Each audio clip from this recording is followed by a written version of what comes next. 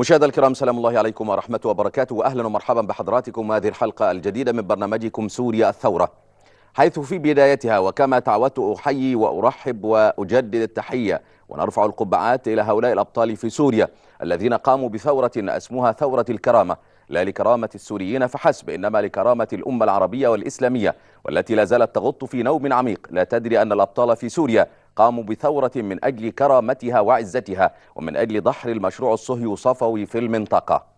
تحية لهؤلاء الأبطال الذين يضحون بالدماء ويرون بها التراب السوري في المدن والقرى كافة. كما تسمح لي مشاهدينا الكرام أن أرحب باسمكم بضيفي الكريمين، الأستاذ نشأت زازا عضو الهيئة القيادية في حزب ياكيتيا الكردستاني بسوريا. نرحب بك أستاذ. أهلا بك. شكرا. كما أرحب وأجدد التحية باسمكم جميعا للشيخ مرشد معشوق الخزنوي، رئيس مؤسسة الخزنوي للحوار والتسامح والعالم السوري الشهير.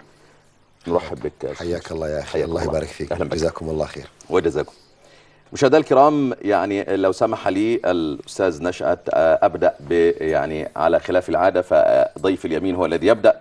بنبدأ بالشيخ مرشد، حيث إنه أحد أبناء عالم جليل سوري، وقد اغتال النظام السوري ذلك الشيخ الكبير رحمه الله. لا نريد أن نشخصن المسألة، ولكن هو هم شخصي وهم عام، والهم العام ما نتج إلا نتيجة الهموم الشخصية ونتيجة الأيادي السوداء التي طالت السوريين في كافة المواقع على مدار السنوات 41 التي مضت في عهد المقبول حافظ وابنه بشار ذلك السفاح. فنبدأ بك شيخ مرشد، لتحدثنا عن نفسك. لا نقول ذلك عن جهل البعض، لكن الكثيرين مثلا في مصر السنية يعرفونك، وفي الأقطار الإسلامية كافة، لكن قدم نفسك لجمهور المشاهدين. جزاك الله خير. بسم الله الرحمن الرحيم. الحمد لله رب العالمين، والصلاة والسلام على سيدنا محمد وعلى آله وصحبه أجمعين. أنا أشكركم في البداية على هذا اللقاء وهذا الاستضافة الجميلة. هو التعريف بالنفس يكون صعب، الإنسان يعرف بنفسه، فأقول أخوكم، هي بالتضحية أكثر منها بالنفس بالضبط التي قدمها الوالدين. بالضبط. فأقول لكم أخوكم مرشد معشوق الخزنوي، ابن معشوق الخزنوي الذي فقد حياته وضحى بنفسه شهيدا من أجل الحرية، من أجل الكرامة للسوريين، في الأول من حزيران شهر 6 في 2005، بعد أن قامت السلطات السورية وبإشراف مباشر من الطاغية ماهر الأسد وهو أخو بشار الأسد، وبمساعد ومعاونة آصف شوكت ومحمد منصورة، باختطاف الوالد في 10 من أيار في 2005، وسلمت جثته لنا مقطعة إلى 4 أجزاء في الأول من حزيران في 2005. طبعا جاءت هذه الأمور نتيجة قيام الوالد بأنشطة وبخطاب لأجل كرامة السوريين، ووالدي هو من قال في كلماته: إن الحقوق لا يتصدق بها أحد صدقة عن أرواح الأموات، إنما الحقوق تؤخذ بالقوة. ووالدي هو من قال للشعب السوري عندما استشهد أحد أبطالها لأنه رفض أن يشتم أو أن يسب أهله، فقال: إن من يطلب من أحد أن يشتم أهله ينبغي أن يبصق في وجهه. وهذه أمور كثيرة، إضافة إلى أنشطة عديدة قام بها الوالد من أجل كرامة السوريين. الوالد هو من القومية الكردية ويسكن كان في القامشلي، لكن لم يكن ابن القامشلي، نشاطه كان أيضا ممتدا إلى جميع المحافظات السورية، وأقول ليس إلى جميع المحافظات السورية بل إلى جميع العواصم الإسلامية والعربية وحتى الدولية. الوالد كان له مشاركات في السعودية وفي أوروبا وفي عدة محافظات أخرى. جزاكم. هذه اللقطة في افتتاحية قناة المجد الفضائية في الرياض. هذه اللقطة كانت، وبارك الله فيكم. وهذه الأمور كلها أضت إلى أن يخشى النظام، باعتبار أن نقطة جميلة أن أثيرها أيضا: الوالد كان يختلف عن المشايخ التقليديين في العائلة أو المجتمع السوري، باعتبار أن إذا سمحت لي النظام يبحث عن مشايخ تقليديين يحاول من خلالهم تنويم الشعب من خلال هؤلاء تخدير المشايخ تخدير الشعب. نعم. يعني وذلك إذا جاز التعبير أقول عبر الطرق الصوفية. ونحن ننتمي إلى عائلة صوفية ومشيخة في الطريقة النقشبندية. الوالد هو أول من انشق عن الطريقة ورفض المبدأ الصوفي على اعتباره مبدأ يخالف يلغي الجهاد القرآن، يخالف السنة. وإذا خرجنا من المفهوم الإسلامي حتى فهو في صورة أخرى يعني وقت شبابه هذه أيضا. حتى إذا خرجنا من المبادئ الإسلامية كقرآن وسنة فهو يساهم في تخدير الشعوب لصالح الطاغية. وأنا أذكر مرة يعني في أحد الاستدعاءات الأمنية للوالد من قبل الاستخبارات السورية، فقال الوالد: ما تهمتي؟ أنا أنور الناس، أنا أبين لهم عقيدتهم. فقال: تلك تهمتك، لأنك تنور الناس. المشايخ الآخرون ينومونهم. وإذا سمحت لي بالتعبير الذي هو استخدمه، ولا أنا يعني حقيقة لا أريد استخدامه، قال: كلهم حمير وزمامه كل أولئك المريدين بيد الشيخ ورسن الشيخ بيدنا. لعل أبرزهم الآن شيخ مرشد يعني البوطي وأحمد حسون مفتي البلد للأسف الشديد. سأعود إليك يعني أستاذ نشأت، يعني حدثني عن الأحزاب الكردية ودورها في ثورة الكرامة. بداية أشكركم على هذه الاستضافة الكريمة، ومن خلال نافذتكم هذه نتوجه بالتحية إلى جميع أبطال سوريا، إلى جميع الشعب السوري الصامت في وجه آلة القمع البعثية الشوفينية الذي الآن يقتل شعبنا لا لشيء سوى لثورة الحرية والكرامة الذي ينادي بها. نعم. الأحزاب الكردية هناك أحزاب كثيرة. نحن الكرد ساهمنا في استقلال سوريا ونحن جزء أساسي. حد قال لي أنكم بتزعلوا لما نقول الأكراد ليه؟ في اختلافات في اختلافات. أنا ممكن أساعدك فيها. طيب معلش أسأل شيء تفضل. طبعا هي كمصطلح لغوي ما فيش فيها أي مشكلة. لكن على اعتبار الأخوة العرب بيستعملوا كلمة أعراب على الأعراب وأشد كفرا يعني لا يمكن كنوع من التقليل من شأن بدل ما كردي هي زي عربي يبقى ليس كردي أصيل. فبيقول لي قل لي كرد ولا تقول لي أكراد. على وزن عرب وأعراب. هكذا فهمت يا شيخ مرشد. طيب. هي يعني مزحة يعني في الحلقة يعني نخرج من هذا الهم الذي يعاني منه إخواننا في الداخل السوري. فرج الله عنا. فالكرد هم جزء أساسي ومن النسيج السوري التاريخي، وهم ساهموا في استقلال سوريا. حقيقة البعض يخوف الشعب العربي في سوريا أو السوريين جميعا بأن الكرد هم منفصلون، بأن الكرد سيقتلونكم، بأن الكرد هم دعاة انفصال، وأن الكرد ولا نهاية. نحن الكرد نعتبر حالنا سوريون. نحن الكرد جزء أساسي من هذا. نحن شعب أصيل يعيش على أرضه التاريخية، لنا حقوقنا وعلينا واجباتنا. ومن هذا المنطلق نحن نعتبر حالنا شريك مع الأخوة العرب في هذا الوطن، وما يضرهم يضرنا وما عليهم علينا. وهذه حقيقة للتاريخ يجب أن تذكر. نحن شريكون في هذه الثورة ومتواجدون منذ الأسبوع الأول في هذه الثورة. نحاول بشتى الوسائل أن نتخلص من هذا الطاغية الذي جسد على صدورنا منذ قرابة 40 عقدا. ولا ننسى الموقف للإخوان الكرد حينما مناهم بمنحهم الجنسية، قالوا الجنسية لا تساوي الحرية. الموضوع ليس بالجنسية، موضوع الأكراد هم ليس جنسية. نحن سوريون لكن لنا حقوق. الجنسية أي تتمنن علينا يا أسد ببعض الجنسية. ونحن جزء من هذه الأمة ونحن جزء من هذا البلد. يتمنن علينا الأسد بهذه الجنسية. الكرد لم يتوقف عند الجنسية. الكرد شريك في هذا البلد وهو متفق مع أخوتهم على كم حزب بقى أستاذ نشأت؟ هناك أحزاب عديدة بالحقيقة. فهذه مشكلة كبيرة. يمكن يتواجد على الأرض هناك حوالي 17 حزب كردي فقط. يعني في خلافات أيديولوجية ولا يعني اختلافات في الآراء؟ يعني مش قضية يعني لا في اختلافات هي بين عميقة يعني. في اختلافات، لا خلافات بسيطة يعني.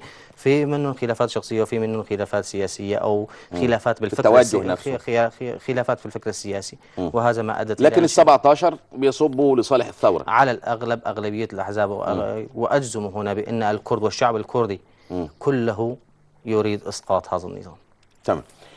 طيب شيخ مرشد، يعني نعود إلى يعني رحم الله الوالد وإلى شهرته بسوريا يعني وإلى جنازة ذلك الشهيد والتي حضرها الآلاف من السوريين حبا وكرامة في هذا الشيخ. تفضل. حقيقة يعني السوريون بشكل عام وخصوصا المجتمع الكردي يعني كان على قد المسؤولية منذ لحظة الاختطاف وإلى الاستشهاد. العملية دامت تقريبا قرابة 20 يوم. هذه جنازة هذه الوالد. جنازة، وحقيقة ربما الصور هذه أنتم التقطتموها عبر الانترنت، لكن هناك فيديوهات. المسيرة اعتبرت مليونية حقيقة في نعم. القامشلي. يعني الحكومة السورية حاولت من خلال جنازة الوالد خلق فتنة قومية بين الكرد والعرب، لا حول ولا قوة. وذلك على اعتبار أن الوالد له وزن كبير لدى الأكراد. فبعد أن قتل الوالد في المعتقلات السورية وفي مشفى تشرين العسكري تحديدا، ذهبت بجثة الوالد من مدينة دمشق إلى منطقة دير الزور. ودير الزور على اعتبار أنها قبل سنة حصل فتنة بينها وبين القامشلي من خلال ملعب كرة قدم في 2004. فحاولوا دفن جثة الوالد هناك ألاعيب النظام المعتادة يعني.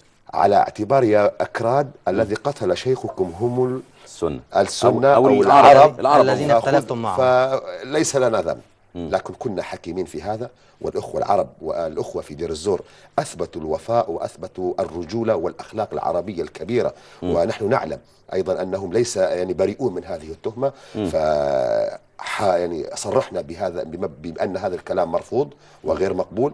طبعا أثناء هذه 20 يوم كنا نجمع الأدلة أيضا أين يتواجد الوالد، وحصلنا على بعض الأدلة أيضا، فتأكدنا أن الوالد موجود لدى أقبية الأمن وليس لدى كما يدعي العرب. النظام السوري أن مجموعة عربية أو ديرية أو كذا اختطفت وقتلت، ونحن كنا حريصون على الشيخ معشوق الخزنوي.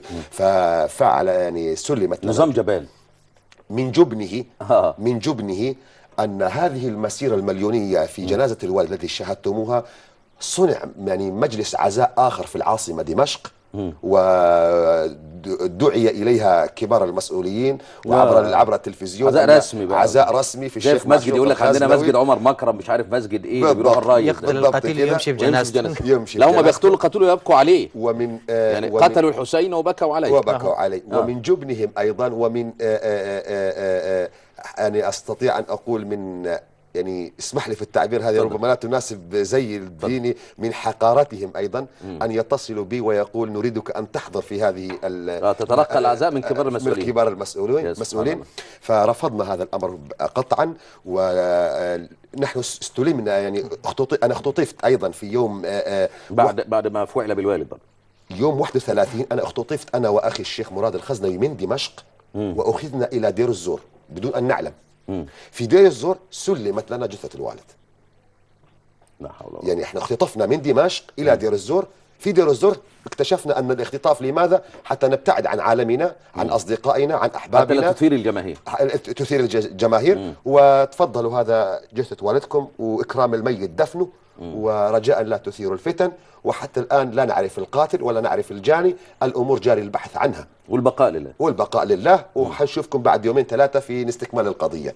نحن استلمنا الجثة من هنا، وبعد ساعتين أنا يعني طبعا كنت محاصر برجال أمن. اتصلت بي قناة العربية. أنا لا أعلم ماذا يجري في الخارج يعني. فقناة العربية حاولت أن تثيرني ما موجود. أنا ما أعرف ماذا يذاع خارجيا، أنا لدى أجهزة الأمن. فما هو أخبار الشيخ، ما هو كذا ما هو كذا. فأنا أحاول باعتبار الجو خلفي كله أمني، فأقول إن شاء الله قريبا سنتحدث كذا يعني، أحاول تأجيل الحديث. وربما لم يكن عندك معلومات موثقة أصلا يعني. لا الوالد أمامي يعني. الوالد أمامي. يعني أنتوا كنتوا استلمتوا الجثة. لا استلمت الجثة خلاص. القناة السورية وأنا جالس أذاعت، ولأجل ذلك القناة العربية تتصل فيها، أذاعت أن الشيخ معشوق الخزنوي شوهد مقتولا في دير الزور، وسلمت جنازته، وألقي القبض على مجموعة من القتلة، وسيخرجون على الإذاعة والتلفزيون السوري الليلة. تم فبركة الأخبار كما هو الآن. وأنا يقال لي حتى الآن لا نعرف من هو القاتل. فوقتها أعلنت وأمامي رجال أمن يعني، فقلت هذا الكلام مرفوض وهذا الكلام كذب، وأنا أملك أدلة على عكس ذلك.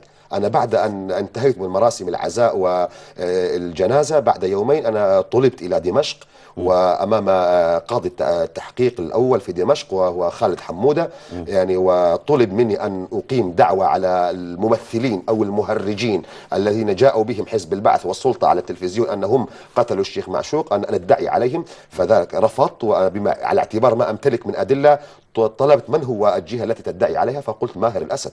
فقال لي القاضي أنت واعي شو تقول؟ قلت له واعي ما أقول. ما تخليها بقى أنت مجنون. أنت مجنون يعني عفوا قلت يا له شيخنا. لا قلت له انا مش مجنون في وصاحي. وقتها يعني في وقتها الان تدعي يعني على ماهر كما تدعي لانه خلاص. لا انا كنت في سوريا ادعيت، انا أنا لم فاهم، أدعي، أنا انا فاهم. لم ادعي 2005 على سوريا في 2005. الخارج. انا ادعيت 2005. على ماهر الاسد في سوريا وانا ايام يعني الجنازه. انت امام قاضي التحقيق بتقول انا اتهم ماهر الاسد، بالضبط كده، اقوى رجل في سوريا. بالضبط كده. فانا معي اخي الاكبر مني الشيخ مراد، فيقول توقع على كلامك. قلت له اوقع على كلامي.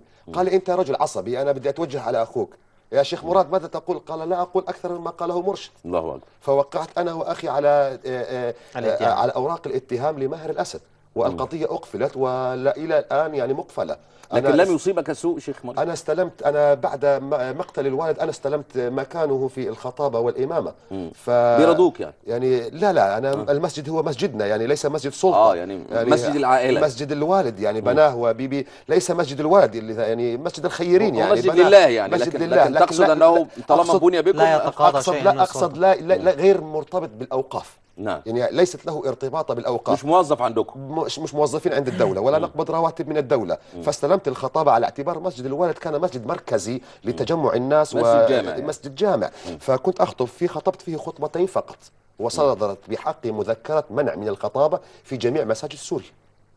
طب كان لك تعليق يعني وانت احنا بنتداخل كان لك عدة تعليقات، ماذا تريد ان تقول؟ لا، التعليق الأول حول أنه الشيخ اجرام هذا النظام. هذا النظام تعود على ذلك، والنظام هو يمثل ويحاول يكذب ويحاول أن يصدق كذبته. ومن هذا المنطلق أنا يعني بدي حب بذكر بالشيء اللي قاله الشيخ، أنه جابوا بناس وقعدوهم، أنه أخذوا من اعترافات أنه هذول هن اللي قتلوا الوالد، وهذا الشيء فجار.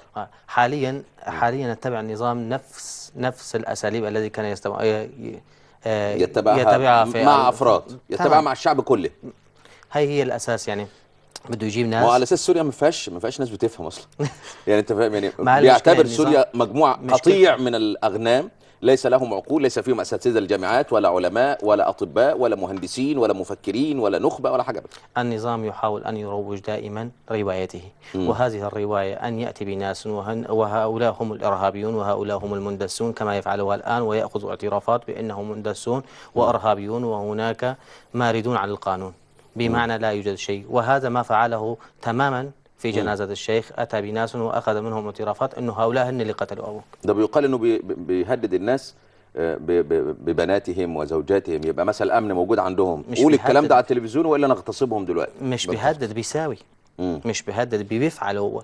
النظام حاليا بيفعل يستبيح كل شيء. النظام لم يبقى شيئا لم يستبيحه، لم يبقى نساء اغتصبوه، لم يبقى حرمة لبيت إلا ودخلوه، أطفال إلا وتم الاعتداء عليهم. النظام يمارس جميع أبشع أنواع التطهير العرقي بحق شعبه. هذا ما إسرائيل لم تفعلها حقيقة. الإسرائيليون إسرائيل تفعل ذلك مع أعدائها، إنما ليس مع شعبها. ليس مع شعبها.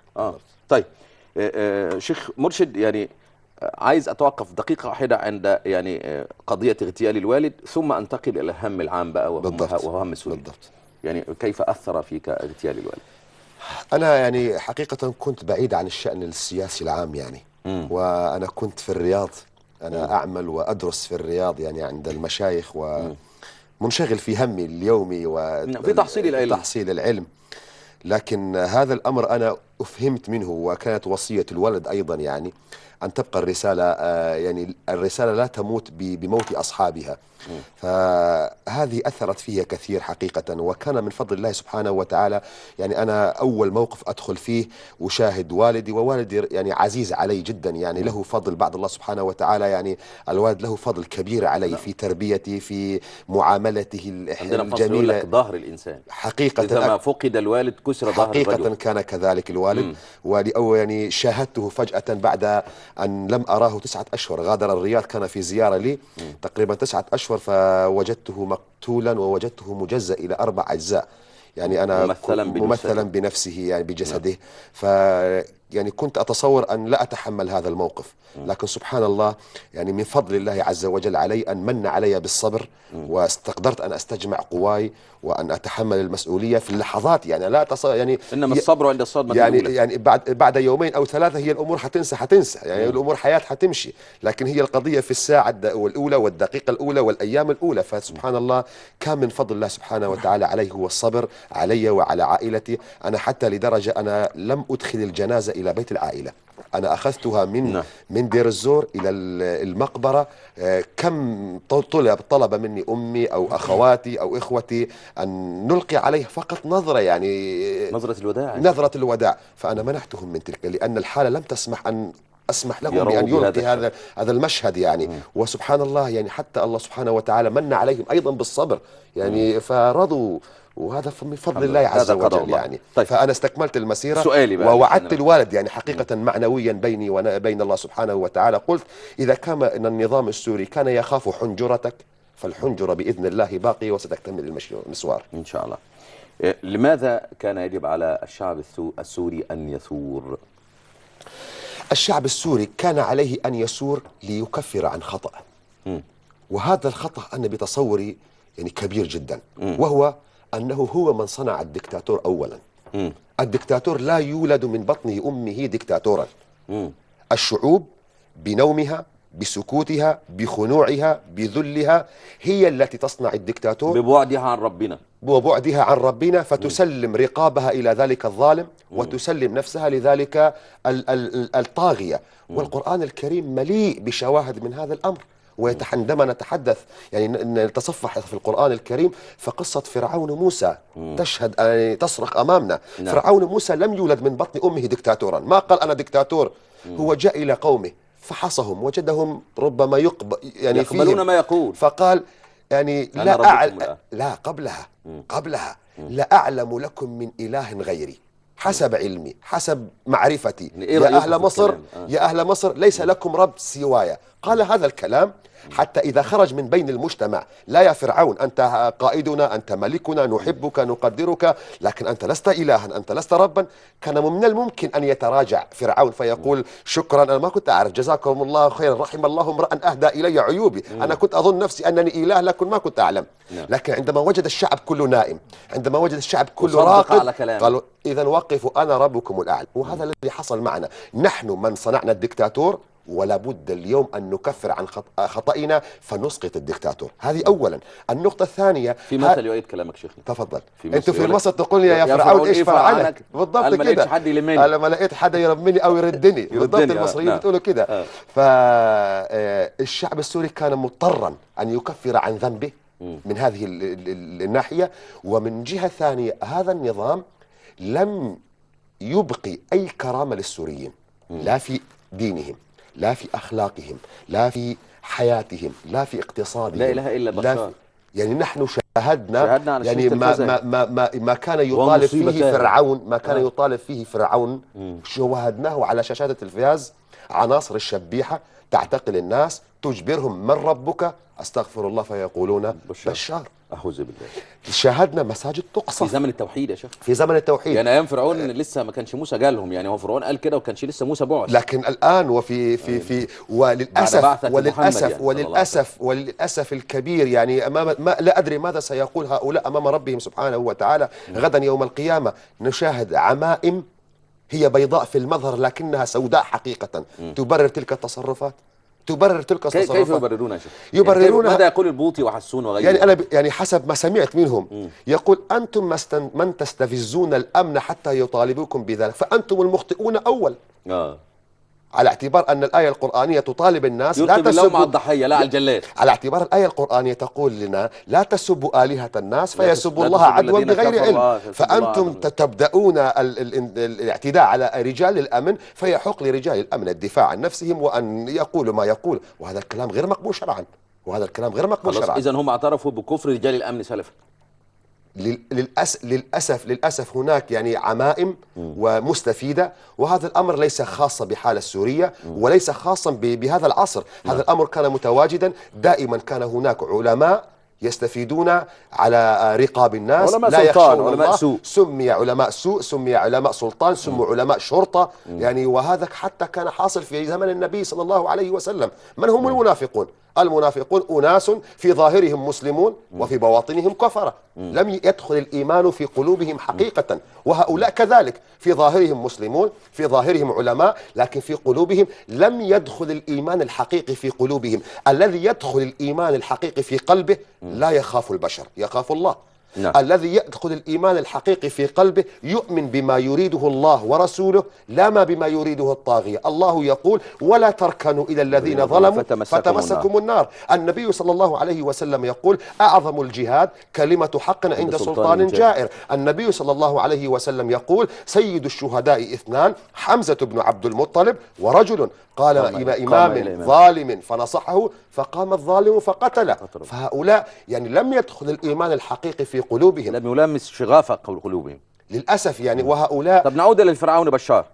يعني لماذا كان يجب أن يثور الشعب السوري؟ على اعتبار أن هذا الرجل لم يبقي أي حرمة للشعب السوري، فاستباحهم في كرامتهم، في دينهم، في أخلاقهم، في اقتصادهم. يا رجل الآن عندنا حالة اقتصادية، يعني سيبك من الموضوع. طبعا نحن الآن أمام ثورة وأمام ثورة مباركة، نتحدث تقريبا عن ما يقارب 4000 شهيد، نتحدث عن ما يقارب 85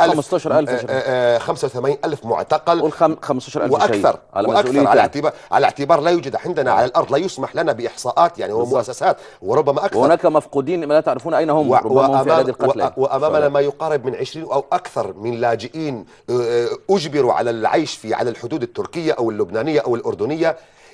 ناهيك عن هذا كله نحن أمام أزمة اقتصادية وأخلاقية واجتماعية، باعتبار هناك كثير من الناس فقدوا أعمالهم لأنها أعمال يومية لا يحق لهم ليست لديهم أعمال، فهذه أدت إلى مشاكل يومية. لذلك الشعب السوري طفح به الكيل.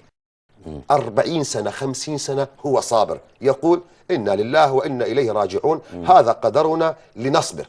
ربما أو لا يغير الله ما بقوم حتى يغيروا ما بأنفسهم، اللي بنعزي أنفسنا فيها يعني. أو على اعتبار أو لو إحنا كويسين كان ولى علينا صالح، أو على اعتبار هكذا يقول بعض أو على اعتبارات بعض المشايخ الصوفية يروجون أن هذا قدر الله وارض بقدر الله فلا تغير قدر الله.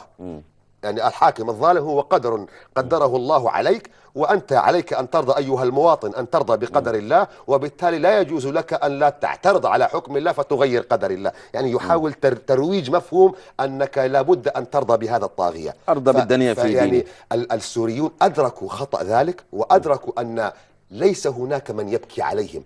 وعندنا في المثل السوري بيقول كل واحد بيقلع شوكه بإيده. فأدركوا هذا الأمر ولذلك خرجوا. طبعا نحن خرجنا قبل، يعني المجتمع الكردي خرج قبل، لكن للأسف قوبلت أنها على أنها قومية، قامشلي على اعتبار أنها قومية أو على اعتبار أنها طائفية، فقمعت وترك لوحدهم. فعندما انطلقت الشرارة من درعا، وهي حقيقة لم أكن نتصورها، أنا أحد الناس لم أكن أصدق أن تنطلق الشرارة الأولى المباركة من درعا، بارك الله فيها وفي رجالها وفي أطفالها وفي نسائها حماهم الله. يعني أنا لم أكن أتصور أن تبدأ الثورة من هناك. فالحمد لله بدأت وانتشرت في جميع مدن سوريا، اشترك فيها الكل، مسلمون ومسيحيون، كردا وعرب، طوائف شيعة وسنة، والله شيعة اسمح لي فيها، شيعة اسمح لي فيها، يعني على اعتبار أن على أساس أنه بيقتلوا السنة يعني. على اعتبار لا، على اعتبار نحن في سوريا ليس عندنا مجتمع شيعي واسع. هم 4 من 1000. هناك عملية تشيع حصل. فهؤلاء لا يمثلون حقيقة سوريا الأصلية. هناك تدخل خارجي حصل في سوريا عن طريق النظام إيران. بشار الأسد، وهو بإدخال إيران وحزب الله إلى سوريا ومحاولة تشيع الناس أو تشيع السنة. هذا حصل، ولذلك هؤلاء أعتبرهم يعني أيدي خبيثة تحاول أن تفتك بالمواطن. عملاء إيران في الداخل السوري. أنا أحيد حقيقة بعض الشيعة الشرفاء الموجودين الحقيقيين أصحاب العقيدة القديمين، أما هناك أناس مستفيدون وهم كثر، والثوار أثبتوا حتى ليس من شيعة من متشيعي سوريا، أثبت ثوارنا على الأرض بشبيحة ما يدعى عليها أنها ثورة إسلامية في إيران، استجلبوا من إيران للمشاركة في قتل وتدمير واغتصاب النساء في حقد صفوي في انتفاضتنا المباركة، حقد صفوي. كلاب إيران وللأسف يعني المجتمع الدولي أو المجتمع الإسلامي أو المجتمع العربي يغض الطرف عن هذه الأمور. سينهض، لكن حينما يقوم الصفويين الإيرانيين بوضع الدريلات والشنيور في رؤوسهم جميعا ليثقب رؤوسهم، لماذا كان على سوريا أن تثور؟ نفس السؤال. أنا في اعتقادي الشخصي أن الشعب السوري وعانى ما عاناه من ظلم واضطهاد على يد هذا النظام. والشعب السوري عانى الكثير. هذا النظام أو بالأحرى، يعني مثل ما بيقول عن النبي الشامي، أو بالأحرى هذه العصابة آل الأسد. لأن عندما نقول النظام أي النظام يستند على أسس قانونية، فهذا النظام لا يستند على أي أساس قانوني. فهذا النظام استولى على سوريا بانقلاب عسكري، وأورث الأب لابنه هذه الجمهورية التي أصبحت فيما بعد مزرعة لآل الأسد، وأفقد السوريين الكرامة والحرية. لهذه الأسباب جمة أصر السوريين أن يعودوا إلى حاضنتهم الأصلية، أن يرجع الشعب السوري إلى ممارسة دوره في الحياة السياسية، في الحياة في الجغرافيا التي يتمتع بها سوريا من استراتيجية، من ما يتمتع السوريين من موقع سوريا الاستراتيجي. لذلك الشعب السوري قرر مرة أخرى أن يعيد الحق إلى أصحابه الأصليين. لهذه الأسباب جمة السوريون مصرون على إسقاط هذا النظام الفاسد الأسدي في دمشق. طيب شيخ مرشد، عايز أقول إن أحداث المجتمع الدولي بطيئة، يعني بطء، يعني السلحفاء إذا ما شبهنا بها ظلمنا ذلك يعني الحيوان اللطيف. لكن أركز على الدور الإيراني. الدور الإيراني بعد كل هذا القتل والاغتصاب للسوريات والحرائر في سوريا، وقد اتصلت عليها إحدى الأخوات من درعا واسمها عالية على ما أذكر من 6 أشهر أو من 5 أشهر في الثورة، قالت ومعتصمان. قلت لها ماتوا كلهم، ما بين خائف من إيران، ما بين خائف من إيران وعميل للأمريكان. صدقت والله. فهذا الموقف الإيراني تبدل في هذه الأيام الأخيرة، وبدأ يطالب بشار بالتروي والهدوء بعدما قام وشاهد من صلابة هؤلاء الأبطال في سوريا. أنا لا أشاهد أن الموقف الإيراني تبدل، يعني هو منذ يوم أو 2 أو 3 أيام. لا الموقف الإيراني ولدي مسرحية كمسرحياته. الموقف الإيراني لم يتبدل، لكنه حاول أن يكون الآن يداعب عواطف الثورة. الآن يحاول أو يبرز للمجتمع الدولي أنه بيتراجع، يعني طبعا بتصوره هو يحاول أنه يا بشار هدي أو حاول وقدم إصلاحات، لكن الشعب السوري رد على مجمل كل هذه الأمور، وحتى على المبادرة العربية رد عليها كلها. وأي محاولة لتجميل صورة بشار الأسد أو تجميل يا أخي لا يجوز تشخيص الموت على أنه إغماء. نظام بشار الأسد مات، لا يجوز بعد موته أن نشخص الموت على أنه مغمى عليه. النظام الإيراني يبقى بنضحك على نفسنا، نضحك على أنفسنا. ويحاول نظام إيراني أن يستميت من أجل بقاء بشار الأسد لأنه حليفه، وهو أنا قضية حليفه أعتبرها يعني كلمة سياسية نستعملها، لكنني أعتبرهم مشروعا واحدا ولا فرق بينهم، لكن كمصطلحات سياسية بيقولوا حلفاء. فالإيرانيون لن يتبدل موقفهم، لكن هم يحاولوا أن يدغدغوا عواطف الثورة، إنه يا بشار هدئ من روعك، طول بالك، لا قدم إصلاحات. وللأسف هذا ما قامت به أيضا جامعة الدول العربية من خلال المبادرة التي ذهبوا بها إلى دمشق. للأسف اليوم في موسكو خرجت بثينة شعبان في مؤتمر صحفي، فقالت جاءنا نبيل العربي أمين جامعة الدول العربية، فقلنا يا أستاذ نبيل هل شاهدت ما يصور على الإعلام في سوريا؟ قال لا ما شاهدت.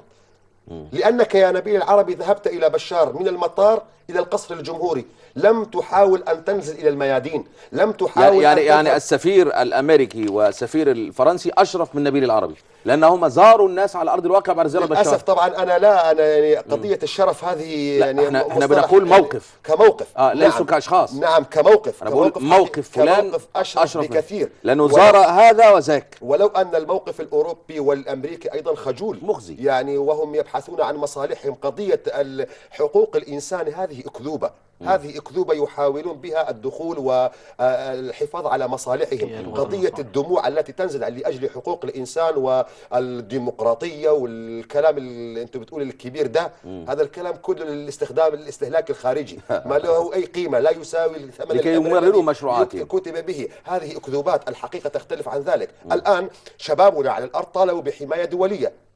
هل سيتصل أوباما أو الجامعة الاتحاد الأوروبي ولا حتى الأمم المتحدة فبيقول يا ثوار احنا جايكم في الطريق؟ لا، سيجلسون على مشاريعهم، سينظرون هل هم مستفيدون أم لا، هل مصالحهم قائمة أم لا. إذا كانت مصالحهم تستفاد وتحرس سيأتون وسيلبون نداء الثورة، لكن إذا كانت مصالحهم ليست محمية وليست لهم مصالح لن يلبوا نداء الثورة. هذا أمر حقيقة جدا، يعني لازم أن نعلم. ليس لا نتصور أن الثورة قالت تعالوا نريد حماية دولية فنشاهد غدا طيارات موجودة على الأجواء السورية. هذا الكلام غير صحيح. فقضية أكذوبة الإنسانية والديمقراطية يعني هو وحقوق ثورة الإنسان. الأبطال في سوريا كشفت العالم كله، بالضبط كشفت كده. أمريكا، كشفت الغرب، كشفت إيران، كشفت حزب الله، كل سبحان الله يعني. هو سبحان الله الربيع العربي الذي ابتدأ في لا والله يعني سوريا تحديدا، سوريا تحديدا يعني كشفت العرب والزعماء العرب، كشفت إيران، كشفت حزب الله، كشفت أمريكا، كشفت الغرب والصهاينة الملاعين. يعني وأنا بتصوري لن نجد مواقف متقدمة جيدة من أوروبا أو حتى من أمريكا. لا ننسى إسرائيل هي دولة لها قرار وهي لها لوبي تؤثر على القرار الأمريكي وعلى القرار الأوروبي. وإسرائيل لا تريد تغيير النظام في سوريا. المستفيد الوحيد من بقاء نظام بشار الأسد هم اثنان: إسرائيل وإيران. إسرائيل وإيران.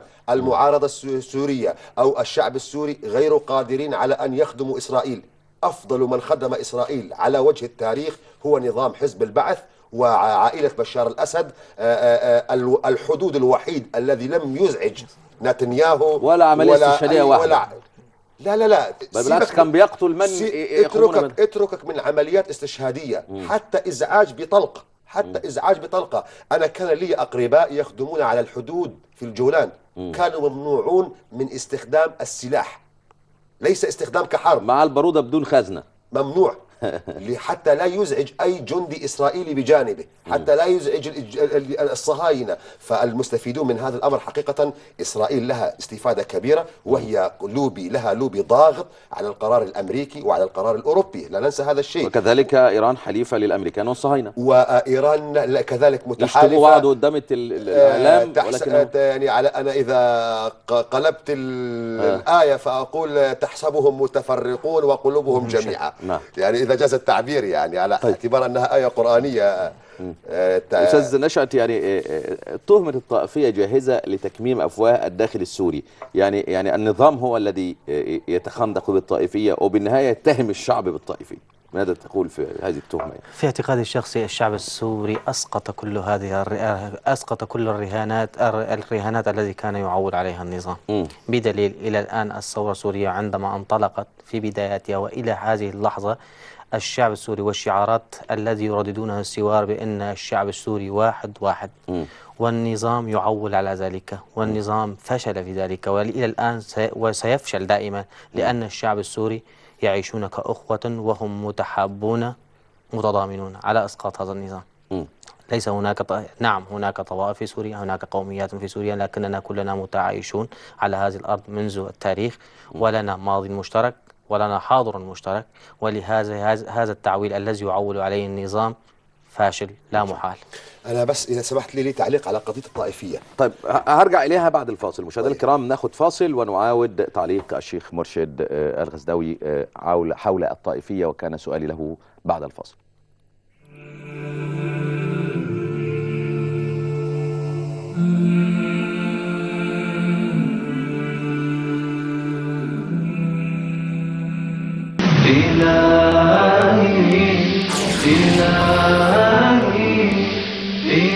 إلهي وخلاقي، إلهي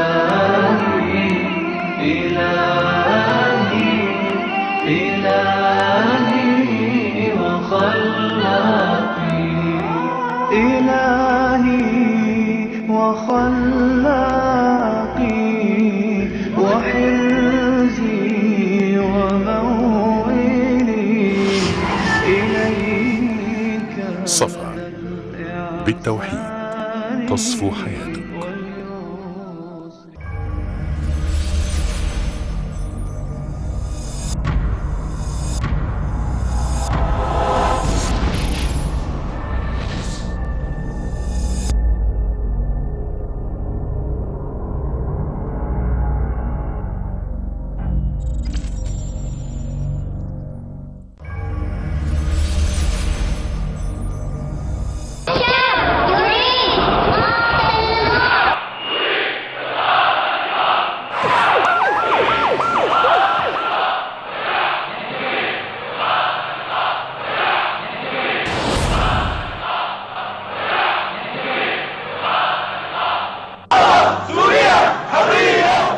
مما لا شك فيه أن هذه الاحتجاجات ليست بريئة. لقد سقط الصنم.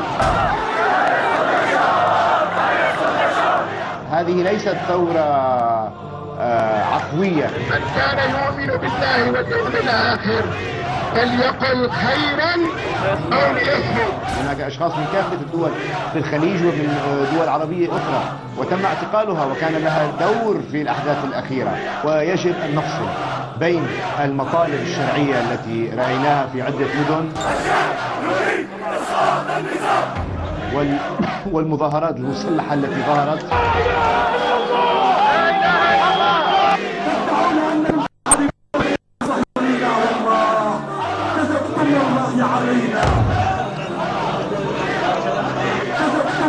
علينا ما هي إلا فقاعات إعلامية.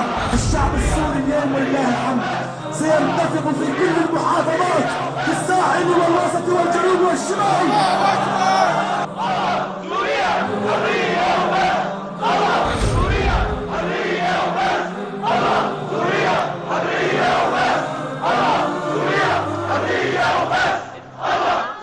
لأهلك نكرت الوداد يا كيف صاروا أعادي، وتقول رمت البعادي وانت فؤادك علي.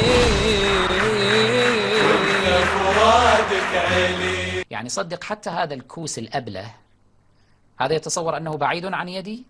إشارة مني، إشارة، اسمع جيدا، إشارة مني لبعض أتباعنا في الكويت يصلون إليه، باكر تقرأ خبره نعيه في الجرائد، باكر باكر.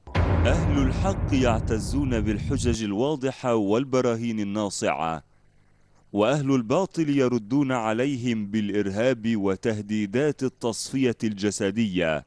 هل يقدم من أفلس من الدليل وتسلح بالسب واللعن إلى ميدان العلم والحوار، أم يكتفي بالصراخ على قدر الألم والتهديد الذي يجاب عليه؟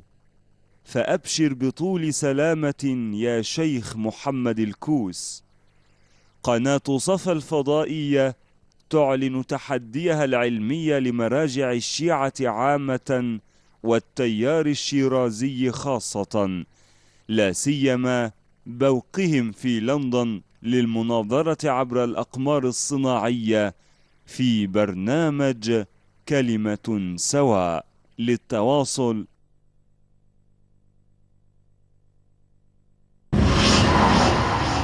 صفا، بالتوحيد تصفو حياتك.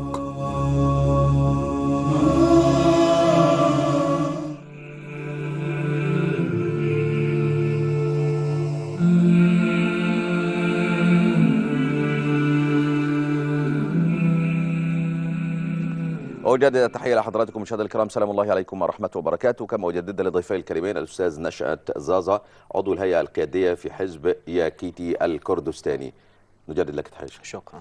كما نجدد لشيخنا الشيخ مرشد معشوق الخزناوي رئيس مؤسسة الخزناوي للحوار والتسامح والعالم السوري الشهير. بارك الله فيك أستاذ. بارك الله بك.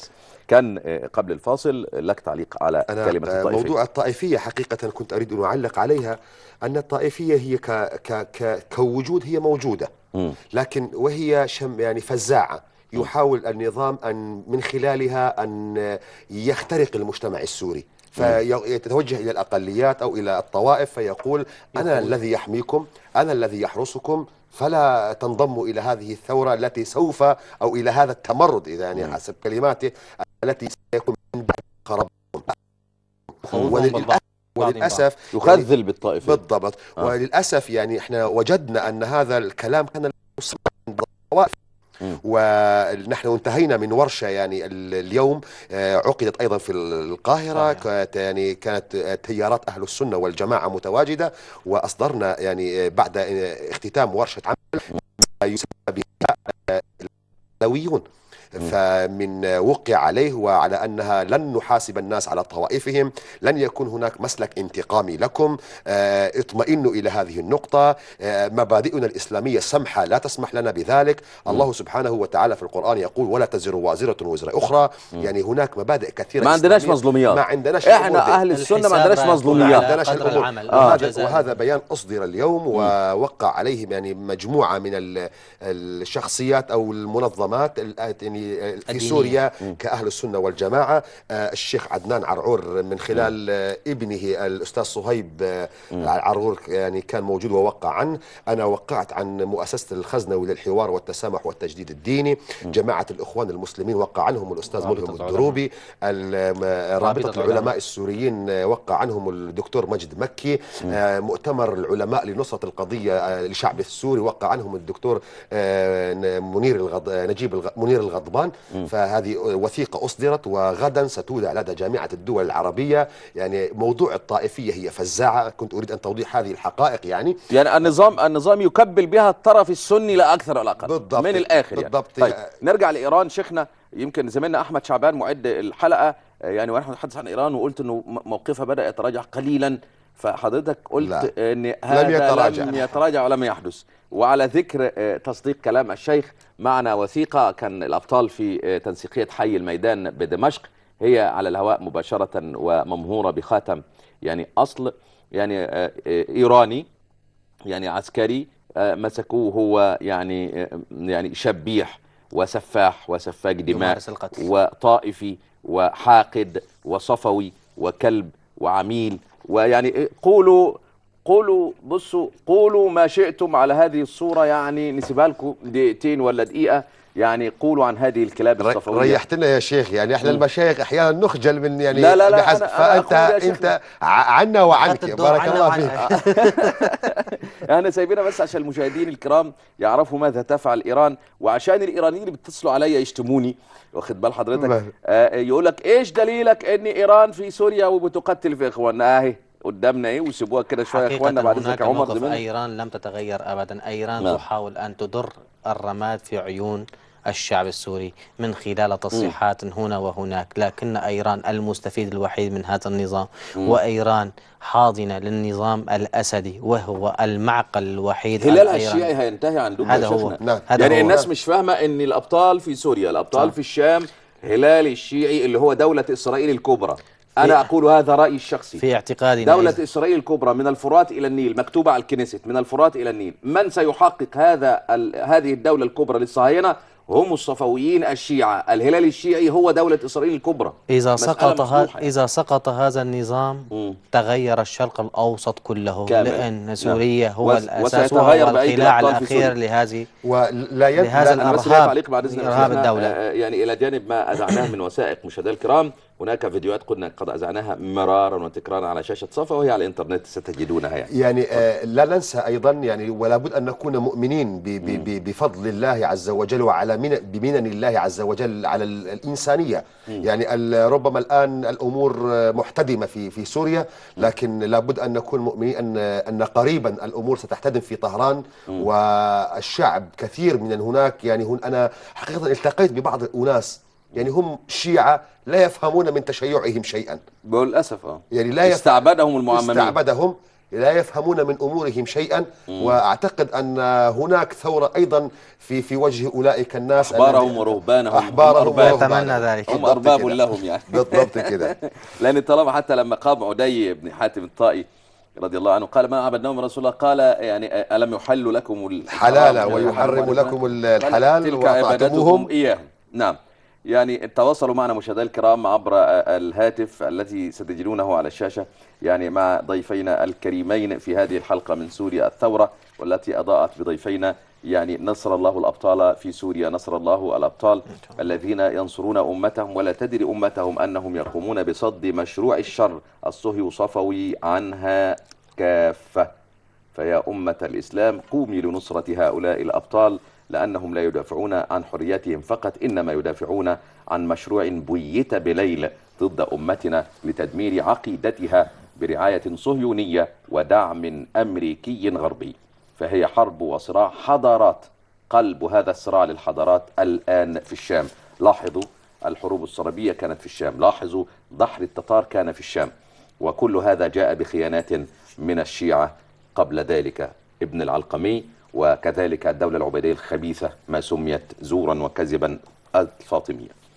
انت ذكرت ووجهت نداء الى المشاهدين، يعني انه لابد من دعم او الاخوه في الثوار يعني. وانا ايضا حقيقه اريد ان اضم صوتي الى صوتك، يعني صوتك المبارك حقيقه، لاقول للاخوه المشاهدين واخصص يعني حقيقه المسلمين، سواء من الجيران العرب او الابعد كمسلمين كدول يعني. فاقول الم تشاهدوا اغتصبت النساء، قتل الاطفال، قصفت المساجد، أجبر الناس على الكفر، اعتقلوا، قتلوا، شردوا، ولم تحركوا ساكنا. اضطر بمجاهدين على الأرض أن يطالبوا بحماية دولية. ألم يكن الأجدر عندما كانوا يرون فيكم أملا وفيكم خيرا أن يطالبوا بحماية إسلامية أو حماية عربية؟ لكنهم فقدوا الأمل فيكم، لأنكم أنتم أيها المسلمون أو أيها العرب اضطرتوهم إلى هذا الأمر. نعم. سالت دموعكم عندما قتل محمد الدرة، لكنه لم يسل دموعكم عندما قتل العشرات من محمداتنا في سوريا. حمزة الخطيب تقولون أن الذي قتل محمد الدرة في غزة كان صهيوني؟ ألم تقولوا أنتم العرب وظلم ذوي القربى أشد مرارة، على اعتبار إذا اعتبرنا بشار الأسد قربة، وظلم ذوي القربى أشد مرارة على المرء من وقع السهام المهند؟ نرجوكم إذا أنتم لم تحركوا ساكنا كعرب كمسلمين، لا تلوموا السوريين عندما يأتي آخر لديه مشاريع ولديه حسابات يا شيخنا أنا عملت نداء من أسبوع، بعمل نداء كل يوم في حلقات سوريا الثورة، قوموا تظاهروا أمام السفارة الروسية والصينية التي تمنع قرارا ضد بشار، قاطعوهم اقتصاديا. ما رأينا شعبا ولا يعني محمد مرور. أسمعت لو ناديت حيا ولكن لا حياة لمن تنادي، للأسف. لكن نحن فقدنا الأمل من الأنظمة، نحن الآن نخاطب الشعوب. ولا تهنوا ولا تحزنوا وأنتم الأعلون إن كنتم مؤمنين. محمد من روما، السلام عليكم ورحمة الله. السلام عليكم. ناسف لطال عليك، تفضل. كيفك يا أستاذ محمد؟ بخير الحمد لله، تفضل. أحييك وأحيي ضيوفك. حياك الله، تفضل. سيد العزيز، بس مداخلة بسيطة. في بعض الإخوان بيقولوا إنه في تغير في الموقف الإيراني، أو خفت الموقف الإيراني أو إيران بالذات مع حزب الله وإسرائيل. الخوف من إزاحة النظام، الإطاحة بالنظام وسقوط النظام. لم يبقى حليف في العالم، لم يبقى حليف لإيران إذا سقط هذا النظام. فهي من حقها انها تدافع عن مصالحها وعن الامتداد والهلال. نعم. الامتداد الصفوي. نعم. فمن حقها انه تدفع بهذول الاوغاد، بهذا الوحش مثل اللي شفت صورته حاليا، محمد عسكري بشكاني. نعم. فسيدي العزيز، الثورة السورية برأيي او برأيك انت قبل شوي سيادتك تفضل، تختلف عن الثورات العربية. لانه هي ثورة ضد النظام اولا، ضد النظام وضد الامتداد الصفوي. نعم. الهلال الشيعي، ألا ترى ذلك؟ نعم. فتختلف. بارك الله في الثورة. لا تقلق، هم العرب أخي محمد، عشان حتى نستقبل عدد كبير من الاتصالات. العرب دائما ما تراهم متراخين، لكن حينما يحدق الخطر بهم تجدهم أسودا كاسرة، فسيقومون وسينصرون إخوانهم في سوريا. وكما قال النبي صلى الله عليه وسلم: إذا هلك كسرى فلا كسرى بعده. تأكد من هذا. شكرا لك محمد من روما. بندر من السعودية، السلام عليكم ورحمة الله. السلام عليكم. وعليكم السلام، تفضل. أحييك وأحيي أحفاد صلاح الدين عندك. حياك الله. بارك الله فيك يا أخي، شكرا لك. وأنا أقول له موقف صار لي صراحة وبكيت. أنا كنت في دمشق وكنت رايح للسيدة زينب ولقيت لوحة كبيرة مكتوب فيها إمام المسلمين الخامنئي في دمشق. نعم. لا زلت أذكر هذا الموقف. لكن لما رأيت الشيخ والله سعدت وتأكدت إنه السوريين بخير. نعم. لكن أنا بسألهم بصراحة، يعني العلماء اللي في سوريا هم اللي أظن أتوقع لهم اللي هم مفتين لهم دور في الجيش السوري. الجيش السوري أكيد فيه شرفاء، مو معقولة إنه جيش كامل يكون حزبي. أكيد فيه شرفاء، لكن ما لقوا التوجه الديني أو الفتوى الصادقة اللي تخليهم ينعزلون ويتحملون تصرفهم هذا. كل إنسان يريد الشهادة، نعم شكرا. أنا أتوقع أنه إذا ما جاء انقسام في الجيش، إذا العلماء ما حاولوا الجيش السوري أنه ينقسم عن بشار الأسد، الكرة السعودية بتواجه صعوبة. شكرا أخي بندر، حتى نترك الفرصة لغيرك. وعلى فكرة يعني حياك الله أنك قلت أحفاد صلاح الدين. تخيلوا أن الشيعة في العالم يسمون صلاح الدين خراب الدين الأيوبي في كل كتبهم، هكذا يكتبون هذا. يعني ده بس إخواننا الأكراد يعني، أو الكرد، بلاش الأكراد. الشيعة يقولون خراب الدين الأيوبي. أنا اسمح لي أن أزيد أن في كتبهم يعني يقال عن الأكراد أنهم من الجن ولا يجوز مخالطتهم. نعم. على اعتبار ولا تتزوجوا من الكرد. نعم. يقول لك إن المرأة الكردية جنية. نعم. نعم هكذا وردت على لسان جعفر الصادق هذا الحديث، وموجود في الكافي كمان. نعم. نعم. يعني مشاهدينا الكرام، هكذا يعني صلاح الدين اللي اخرج الصليبيين اللي جثموا اعصاد الامه خراب الدين الايوبي، وفي الاخر بيحسبوا ان احنا بنصدق انهم بيشتموا الصليبيين ويشتموا الامريكان ويشتموا اوروبا. عبد الرحمن من السعوديه، السلام عليكم ورحمه الله. السلام عليكم استاذ محمد صابر. تفضل. الحمد لله. كيف حالك اخوي؟ صراحه انا اوجه كلام صحيح العلماء طلبه العلم، نقول احنا نحبكم بالله سبحانه وتعالى، نأيدكم على هذه الجهود، بس ليش انتم دائما تنتون الكلام حق الشعوب؟ الشعوب ما بدها شيء، الشعوب لو انتم تعلنون بتوزنون الجهاد سبيل الله، الشعوب تلقونها في فلسطين هناك.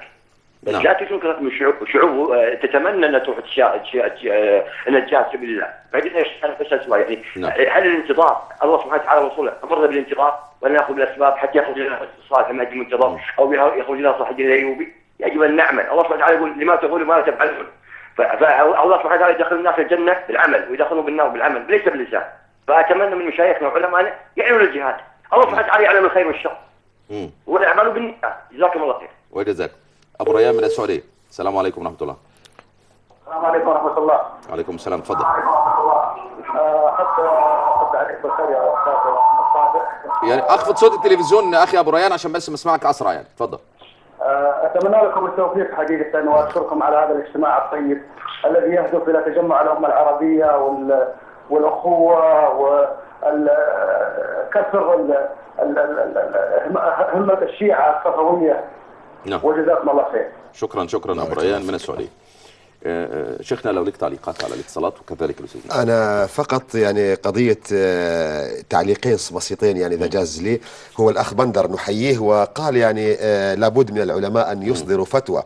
أنا حقيقة لا أستطيع أن أصدر فتوى باسم العلماء، لكن لأنني أعرف توجهاتهم وأعرف الأفكار التي تدور في رأسهم وتصريحاتهم، فأستطيع أن أقول لك نيابة أصالة عن نفسي ونيابة عن مجموع الشرفاء من علماء سوريا نصدر فتوى بجواز الانشقاق عن هذا الجيش وأن يقوموا بحماية أبنائهم وأولادهم وحرماتهم.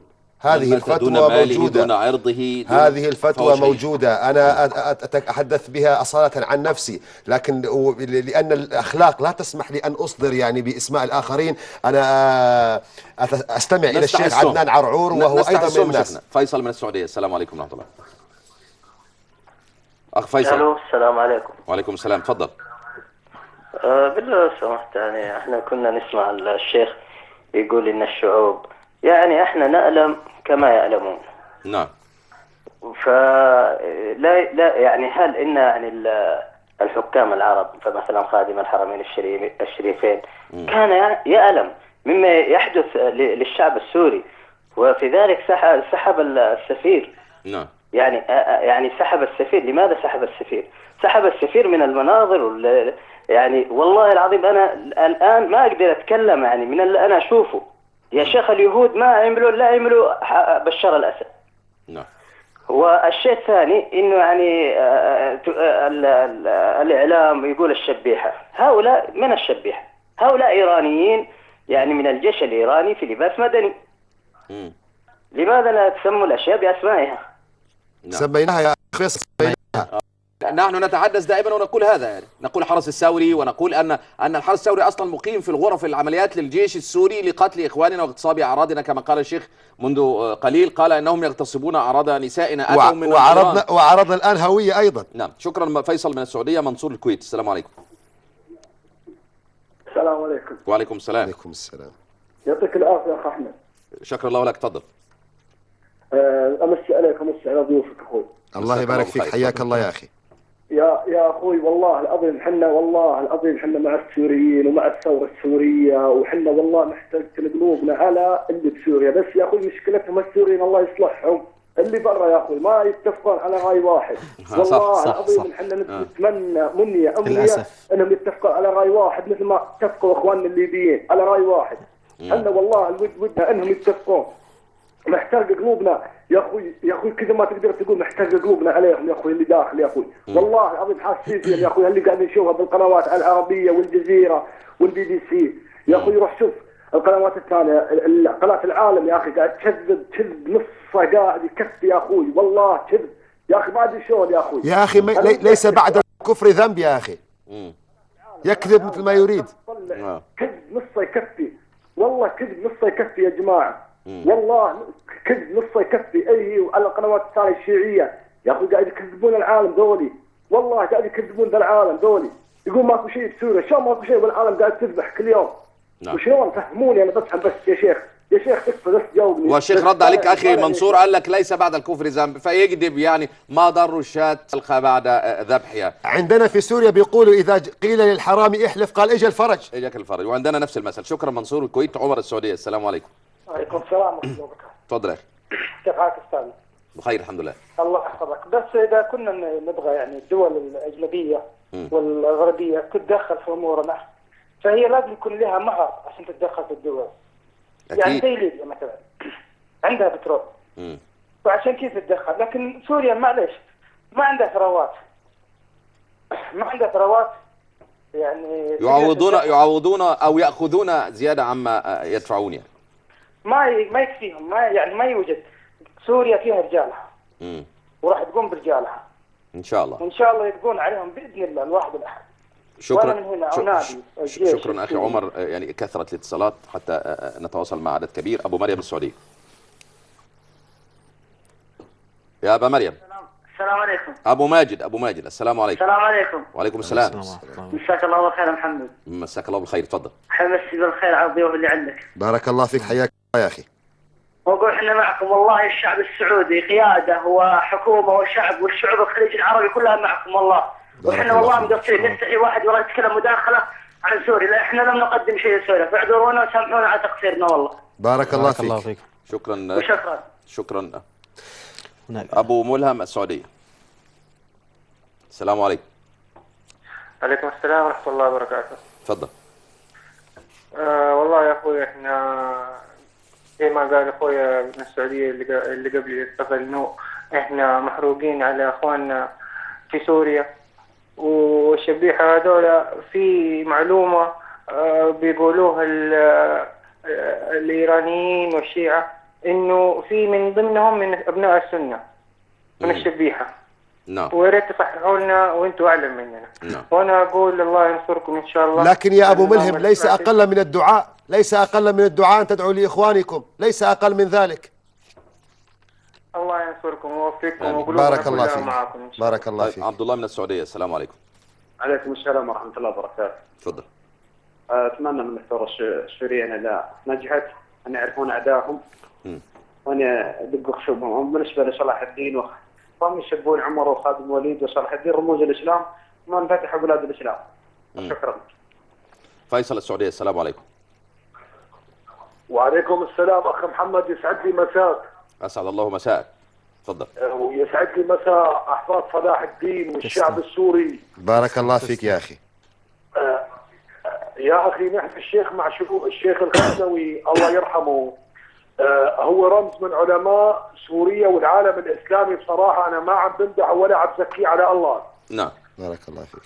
انا بتمنى من ابنه الموجود واللي عم بيسمع كلامي يفتح حملة تبرعات للشعب السوري، لانه نحن بدنا نتبرع بمالنا وبانفسنا. يفتحها هو. جزاك الله كل خير. نعم. هو يفتح الان ويعلن عن رقم حساب، ونحن منفرجيه شلون المال بس مشان يمد الجيش الحر بسوريا. يحمي اعراضنا يا اخ محمد. ان شاء الله. شكرا. وصلت رسالتك اخ فيصل. نعيم السعوديه. كيف الحال استاذ محمد؟ بخير الحمد لله. كيف الحال استاذ محمد؟ بخير نسمعك، تفضل. أحيي أحفاد صلاح الدين الأيوبي. بارك الله فيك، حياك الله يا أخي. أنا عندي مداخلة بسيطة. هاتي تفضل. أنت عارف كيف سقطت الدولة العثمانية أستاذ محمد؟ تفضل. عندما أتوا بمصطفى كمال أتاتورك، هذا رجل علوي وأمة يهودية. مجدوا هذا الشخصية حتى وصلوه إلى أعلى سلطة في الدولة العثمانية، حتى أسقطت الدولة العثمانية. فيريدون أن يطبقوا هذا الفيلم على حسن نصر الله، يريدون أن يمجدوا هذا الرجل حتى يكون قائد في الدولة الإسلامية ويفكك الدولة الإسلامية ويخدم إيش؟ اليهود والأمريكان. نعم.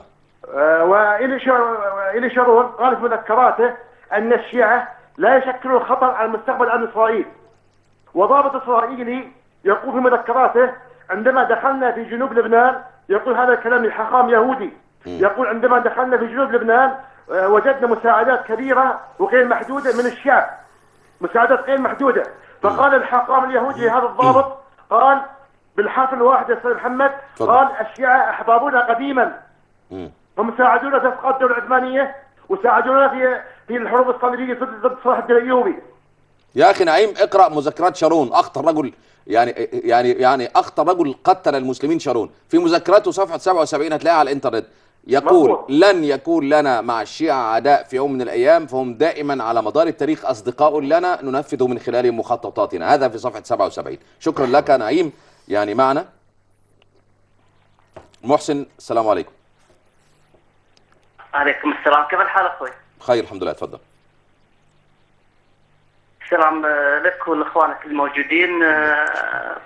انا طبعا ما عندي كلمه اقولها، لكن والله العظيم ما يهنالنا نوم، ولا حتى ونمنا مع اطفالنا ولا مع نسائنا، قلوبنا كلها تتقطع مع اخواننا السوريين، لكن اللي انا اقول الله يكون في عونهم، والله يفك ان شاء الله ضيقتهم، وهذا احتمال يكون اختبار من الله، يشوف إن شاء الله العرب هل هم المسلمين هل هم متماسكين هل هم مع بعض ولا لا.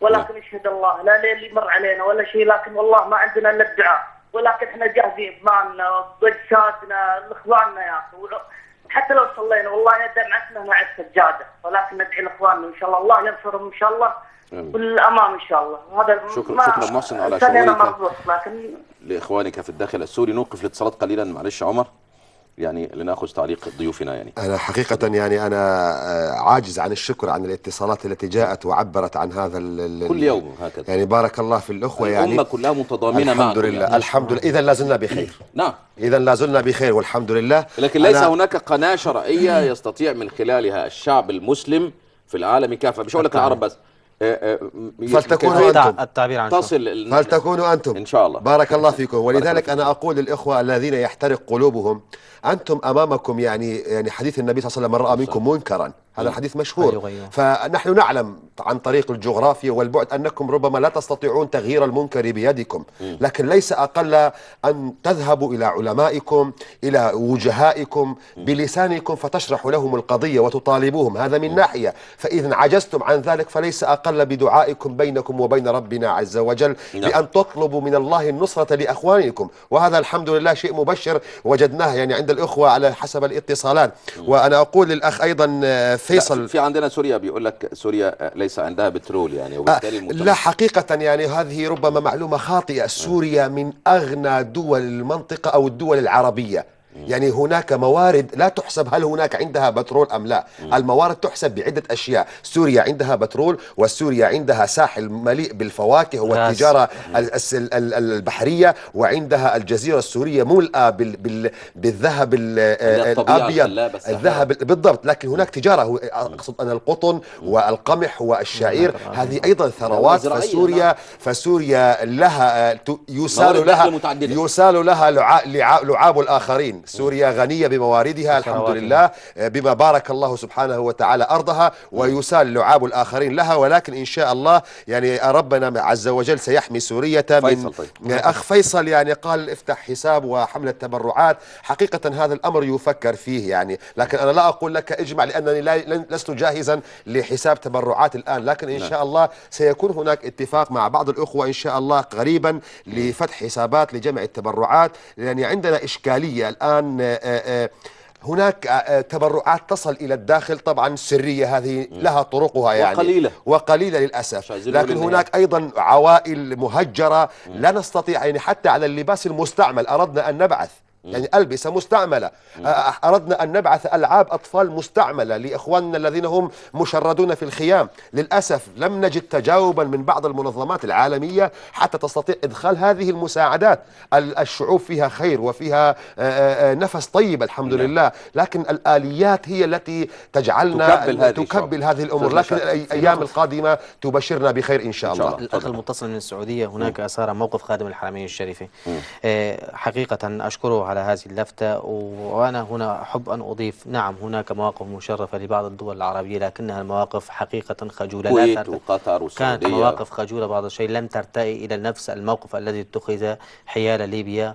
الامارات رغم ان الجزر الثلاثه محتله من ايران خايفه من ايران لغايه دلوقتي. هاي المشكله الاساسيه، يعني الامارات هبت وفزعت لليبيا وما هبتش في نتمنى من الدول العربيه وجامعه الدول العربيه أن ده الايران اول دوله المفروض يا استاذ نشأت، لانها محتله ارضها ايرانيا صفويا. ما المشكله هون هي؟ ما المشكله هون هي؟ يعني انا في بدايه صفا من 3 سنوات رحت مره قابلت السفير الاماراتي عشان يدينا وثائق نتكلم عن احتلال ايران لجزر الامارات، يعني قال هذا شأن لا نتحدث فيه الان، وهذه مش عايزين منه حاجه، مش عايزين منه حاجه، يعني صفا بدعمها بكاميراتها ورحنا.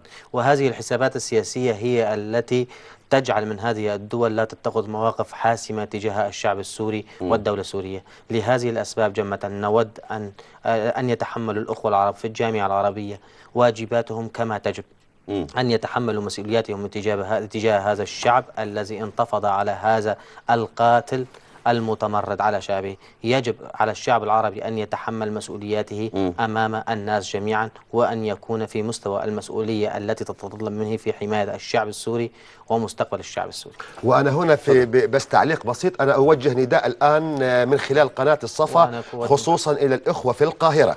غدا إن شاء الله على الساعة 11 صباحا أمامنا عندنا وقفة واعتصام احتجاجي على مواقف الخجولة للجامعة العربية. أمامنا اعتصام على الساعة 11 إن شاء الله صباحا أمام جامعة الدول العربية. نرجو من إخواننا المتعاطفين معنا ليساهموا في إيصال صوت الثورة وفي إيصال ونصرة الشعب السوري، أن يشاركونا في الاحتجاج هذا وفي الاعتصام هذا أمام جامعة الدول العربية. نوجه هذا النداء لجميع أخوتنا في القاهرة تحديدا، يعني باعتبارهم يعني هم أقرب إلى المنطقة جغرافيا، ربما هذا لا نستطيع أن نوجهه إلى دول أخرى. الآن نحن في القاهرة، فنوجه النداء غدا إن شاء الله الثلاثاء الساعة 11 أمام جامعة الدول العربية بإذن الله. نعم، نضم صوتنا إلى صوتك فضيلة الشيخ مرشد. يعني أين الشيخ محمد حسان؟ أين الشيخ محمد حسين يعقوب؟ أين الشيخ أبو إسحاق الحويني المحدث الأول في العالم السني للحديث النبوي الشريف؟ أين علماء السلف؟ أين الإخوان المسلمين؟ أين العلمانيين؟ أين الليبراليين الذين ينادون بالحرية مما يحدث في سوريا من قتل واغتصاب ومجازر جماعية؟ أين كل هؤلاء؟ أين ثوار الأحرار في مصر الذين أسقطوا أعتى نظام في المنطقة؟ يعني أين كل هؤلاء من نبيل العربي الذي يعني لا يحمل من اسمه فلا هو نبيل ولا هو عربي أي شيء على الإطلاق؟ أين منهم أمام جامعة الدول العربية غدا بإذن الله حتى يجبروا ذلك الرجل يعني إما أن يتخذ موقفا كما فعل في ليبيا؟ رفع عمرو موسى بعد 3 أيام إلى مجلس الأمن يعني نداء عربيا باسمي وبإجماع الزعماء العرب ليساعدوا الإخوان في ليبيا فانتصرت ثورتهم. أين ذلك منهم ومن هذه الوقفة غدا إن شاء الله؟ لماذا لا يقوم هؤلاء السلفيين بعد أن تم يعني هدم المساجد، قصف المآذن، يعني قصفت المآذن، يعني ألا يعني يثير نخوتكم؟ أغلقت المساجد، أغلقت المساجد، منعت الجمعة والجماعات، يعني كل هذا حدث في سوريا. والله لو حدث في إسرائيل لقامت الدنيا ولم تقعد، لكن تل أبيب بها 11 مسجد، إيران ليس بها مسجد واحد للسنة. تخيلوا عاصمة الكيان الصهيوني بها 11 مسجدا، أما عاصمة الدولة الإسلامية في إيران ليس فيها مسجدا واحدا يوحد فيه الله، إنما هناك أئمة يعبدون من دون الله في هذه المساجد في إيران. والنظام الذي هاجم إسرائيل طوال حكمه في سوريا من خلال قنواته الإعلامية حاليا هو يمارس الأساليب الذي يستعملها إسرائيل أمام المصلين العرب عندما يتوجهون إلى المسجد الأقصى، أي يحرم المصلين ما فوق من دون 40 سنة بالدخول إلى المساجد في سوريا. نعم، هكذا يفعل الصهاينة. مشاهدينا الكرام، في نهاية الحلقة أعلق على كلام أخي نعيم الذي من السعودية الذي قال مصطفى كمال أتاتورك وكان علويا فتم تنجيمه وصناعته يعني صهيونيا وغربيا، حتى أن أمير الشعراء أحمد شوقي قال يا خالد التركي جدد خالد العربي. فحينما قام هذا الملعون وصنعوا له بطولات في فيينا وبطولات على الغرب الذي هو أصلا يعني صنعه، يعني قام بإسقاط الخلافة بيده. فحينما أسقطت الخلافة في 1924 المسلمين قالوا لا، لابد أنه أسقط الخلافة لهدف أسمى وأكبر، لأن كان له بطولات كل الناس متفقة عليها، صنعوا منه بطل حتى تتفق الأمة وتسير خلفه. فإذا ما قام بهذا الفعل الشنيع لتشتيت الأمة كلها، ويعني تنفيذ اتفاقية سايكس بيكو في 1916 التي قسمت الأمة إربا، يعني شكر له الناس ذلك اللعين. وبعد ذلك وبعد إسقاط الخلافة اكتشفوا أنه ابن زنا، وأن ليس له أصل أصلا، وأنه ليس بمسلم. هكذا مصطفى كمال أتاتورك، وهكذا يصنعون النجوم. وقد شبه نعيم ذلك الأتاتورك بحسن نصر الله، ولكن هيهات ذلك الكذاب الذي فضح مشروعه في سوريا. مشاهدينا الكرام، في نهاية هذه الحلقة أشكر باسمكم ضيفي الكريمين أستاذ نشأت زازا عضو الهيئة القيادية في حزب. هناك لي تعليق صغير نعم، إذا سمحت لي. حقيقة أتوجه من خلال شاشتكم هذه إلى جميع الأخوة الكرد المتواجدون في سوريا بالانتفاضة، بالانخراط بشكل أكبر في هذه الانتفاضة والثورة على هذا النظام، لأن لنا تاريخ مشرف وكان لنا أفضلية في مقارعة هذا النظام المستبد في سوريا، وكان لنا معه تجربة. ولهذا من يجرب المجرب فعقله مخرب. نحن في سوريا كانت لنا تجربة مريرة مع النظام، والتعويل على بقاء هذا النظام، من يعول على بقائه فهو مخطئ. النظام ذاهب لا محالة. الشعب الكردي له تاريخ نضالي واضطهد من قبل هذا النظام. يجب عليه أن يتأخي نهاية الحلقة أستاذ نشأت، شكرا لك. أشكر باسمكم أيضا ضيف الكريم الشيخ مرشد معشوق الخزناوي رئيس مؤسسة الخزناوي الحوار والتسامح يعني والعالم السوري الشهير. شكرا لك. بارك الله فيك، شكرا لك. عنواننا في الملتقى من القاهرة إلى دمشق، وإن شاء الله من القاهرة. أشكر لكم مشاهدينا الكرام، وإن شاء الله سوف أركب سيارتي وأسير من درعا جنوبا إلى القامشلي والحسكة في الشمال لنطوف جميعا في هذا البلد الذي لا مثيل له، لا في مناخه ولا في أهله ولا في خيراته وثماره اليانعة دائما. شكرا، وحيا الله الأبطال في سوريا. سلام الله عليكم ورحمة وبركاته.